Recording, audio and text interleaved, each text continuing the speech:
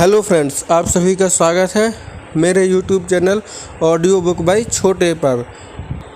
आज मैं लेकर आया हूँ आपके लिए डार्क हॉर्स की तीसरे चैप्टर की समरी। तो बस अब हम समरी को शुरू करते हैं। मुखर्जी नगर में एक जूस की दुकान पर खड़े होकर संतोष सिविल सर्विस की कोचिंग होर्डिंग्स और सफल अभ्यर्थियों के बड़े बड़े पोस्टर देखने लगा। किसी दुकान पर सूखे और बाढ़ की चर्चा तो किसी पर आतंकवाद की चर्चा का माहौल देख संतोष इस सपने के नगर मुखर्जी नगर में आकर खुद पर एक खूब प्राउड फील कर रहा था। 10 मिनट तक इस रंग बिरंगी अद्भुत दुनिया में सराबोर हो जाने के बाद उसने अपनी जेब से फ़ोन निकालकर राय साहब का नंबर डायल करके उनको अपने आने की सूचना दी। राय साहब ने 10 मिनट वेट करने को कहा और फ़ोन कट करके संतोष को लेने बत्रा चौक निकल पड़े। कहानी को आगे बताएं इससे पहले आप राय साहब के बारे में थोड़ा जान लीजिए। राय साहब का पूरा नाम कृपाशंकर राय था। दिल्ली में वे 5 साल से यूपीएससी की तैयारी कर रहे थे। गाजीपुर से आए राय साहब ने पिछले साल ही अपने तीसरे प्रयास में मेंस का एग्ज़ाम दिया था। इलाहाबाद विश्वविद्यालय से हिस्ट्री में एमए किया हुआ था और बैकअप के लिए बीएड भी कर रखा था। संतोष से कृपाशंकर की मुलाकात बोकारो में एक शादी फंक्शन में हुई थी। उस समय पे संतोष ग्रेजुएशन कर रहा था। तभी उन्होंने अपना कॉन्टैक्ट नंबर थमाते हुए संतोष से कहा था कि अगर तैयारी का मन हो तो दिल्ली अवश्य आना। राय साहब के बाल लगभग झड़ चुके थे और चेहरे पर झुर्रियाँ भी आनी शुरू हो गई थीं। राय साहब बत्रा चौक पर संतोष को देखते ही बोले, तो आ गए आप भी आईएएस बनने। संतोष ने भी अपनी चॉइस बताने वाले अंदाज से कहा, अब आपकी शरण में आ गए हैं, अब जो भी आप बना दें, आईएएस या आईपीएस। दरअसल संतोष राजस्व में नहीं जाना चाहता था।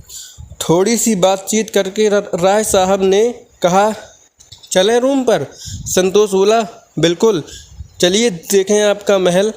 राय साहब मुस्कुराते हुए बोले, महल नहीं, कुटिया कहो, तपस्या करनी होती है भाई। संतोष ने कहा, अरे हाँ, तो फिर चले, कहाँ है आपकी कुटिया? थोड़ी दूर पर, नाला पार करके नेहरू विहार पैदल ही पहुँच जाएंगे।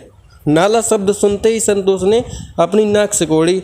राय साहब समझते ही बोले, अरे पुल बना हुआ है, नाला तैरकर पार नहीं करना है।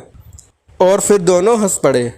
थोड़ी ही देर में दोनों राय साहब के कमरे पर पहुंच गए। कमरा 2nd फ्लोर पर था। सीढ़ियां चढ़ते हुए संतोष बहुत बुरी तरह से हाँफ रहा था। राय साहब ने जैसे ही रूम का ताला खोला, कमरे में से ऐसी स्मेल आई जिसे संतोष ने आज तक महसूस नहीं किया था, लेकिन उस स्मेल को धीरे धीरे एडजस्ट कर लिया था उसने। संतोष को बिठाकर राय साहब नीचे दूध लेने चले गए। अब संतोष उस कमरे को निहार रहा था। कमरा बिल्कुल वैसा ही था जैसे किसी सामान्य यूपीएससी एस्पिरेंट का होता है। कमरे का स्पेस बहुत कम था। आधे से ज़्यादा जगह तो मेज़, कुर्सी और पलंग ने घेर रखी थी। उसी में से एक कोने में इमरजेंसी के लिए एक छोटा सिलेंडर और किचन का थोड़ा सा सामान रखा हुआ था। क्योंकि खाना टिफ़िन का आता था इसलिए ज़्यादा कुछ नहीं था। बगल में छोटी सी बाथरूम थी। बाथरूम की स्मेल से संतोष को पता लग रहा था कि कम से कम 15 लोग तो ऐसे यूज करते ही होंगे और महीनों में सफाई होती होगी इसकी।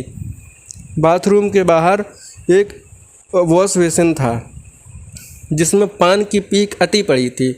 एक अलमारी में किताबें और उनके ऊपर कमरे में एक अलमारी में किताबें और उनके ऊपर बादाम का डिब्बा रखा हुआ था।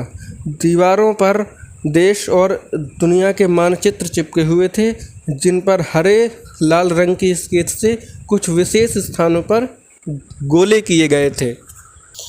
दूसरी अलमारी में कुछ ज़रूरी सामान जैसे मुल्तानी मिट्टी, पतंजलि का आंवला जूस, दंतकांति पेस्ट, घृत कुमारी तेल और पतंजलि की अजवाइन एवं पतंजलि का हरण पाचक रखा हुआ था।